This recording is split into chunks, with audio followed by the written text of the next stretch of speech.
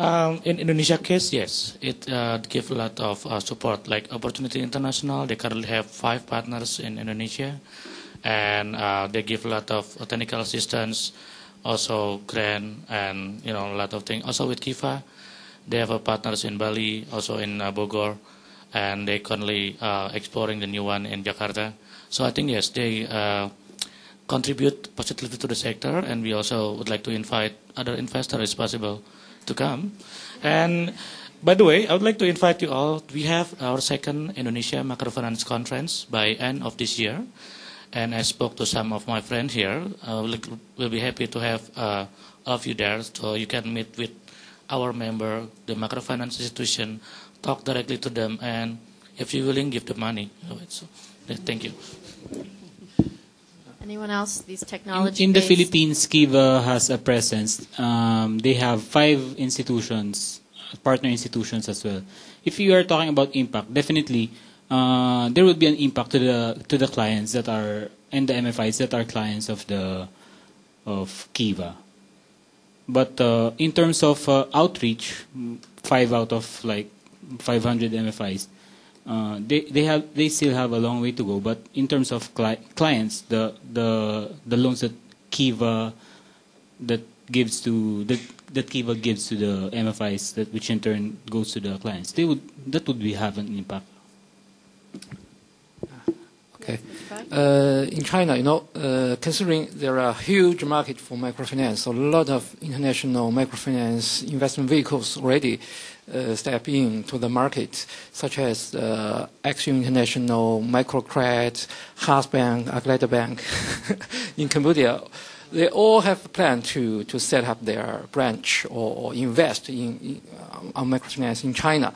But it's still very difficult for international investment because of regulation and other policies. For example, in Zhejiang province, the provincial government has a regulation to forbid foreign investment on microfinance. And concerning Kiva, it's also very difficult. But there is another sister organization of Kiva, Wokai. It's an American, Wokai. They are targeting the Chinese microfinance. But their business is more like a donation instead of investment. So they just donate money for the clients.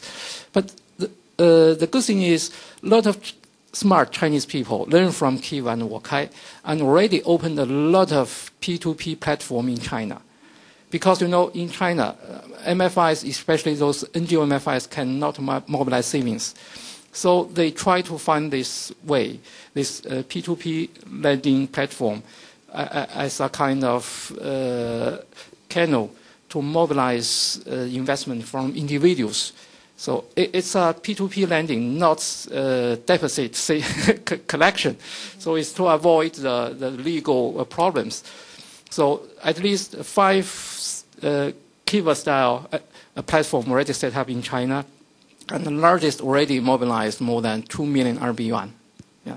So there's been a replication effect. Yes. A little information from my side.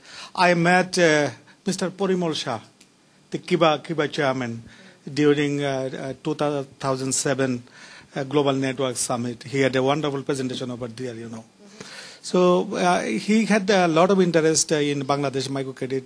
I talked a lot of the time with him. And I also sent him some emails, but I did not find any response from his side. But he said Bangladesh, he had some administrative hiccup in Bangladesh because of the foreign exchange foreign exchange regulations. Unfortunately, there is no investment, social business. There is no investment from Kiva side in Bangladesh. Thank you. Okay. In Afghanistan, most of the MFIs are supported by government of Afghanistan. I mean, it is donations, international donations, but it comes to Afghanistan government. We call it Afghanistan Reconstruction Trust Fund. So it comes to that. And after that is distributed to MFIs. For example, if a donor is supposed to help microfinance in Afghanistan, so the money will come to government, and through government will be channeled to these institutions. So far, out of 15 MFIs, one MFI in Afghanistan has received commercial funding, commercial loan from one of the private banks of Afghanistan. And also one other MFI has received about $80,000 as a loan from Kiva, which is Ariana Financial Services Group. So this is the only investments in the Afghanistan microfinance sector by other institutions rather than donations.